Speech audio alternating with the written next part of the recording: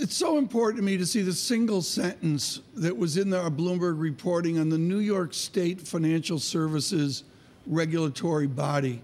Is this effort being pushed by U.S. regulators?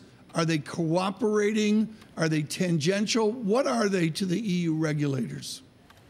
Well, the U.S., has some jurisdiction and has historically come down harder on money laundering investigation, money laundering cases. So, yes, there's certainly a push from that angle. And, of course, in Europe, on the other hand, you have a very fragmented oversight of money laundering, which is precisely what's, enabled some of this to happen, because regulators aren't necessarily talking to each other and enforcers are operating very independently of each other, creating a lot of cracks that criminals can exploit.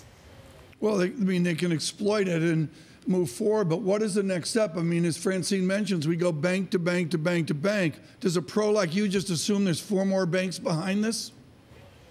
No, I think, investors will have to look at, individually at every case very closely, the role of each bank, whether they were the original respondent bank or whether they were the correspondent bank.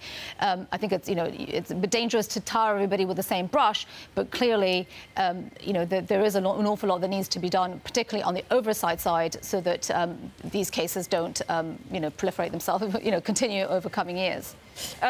James, what does that, I don't know if it has repercussions for the industry as a whole or how you view this from a portfolio point of view. Oh, I think it's very serious. When one looks at the European banking arena, one would argue, I think, from first principles, that Sweden has been stoking up debt. So the per capita debt of Sweden has expanded since the global financial crisis, fueling a shift up in house prices. This is bad news for all of the Swedish banks when one looks at the European banking system writ large. Of course, one of the problems that the German banks have faced is negative interest rates require them to fund the Bundesbank because the Bundesbank is providing money to the Target 2 system. That means that every time they have to send money, they also get a bill for the negative interest rates. And to me, therefore, the only banks that one should be playing at the moment in Europe are the Spanish banks, largely because of their Latin American exposure.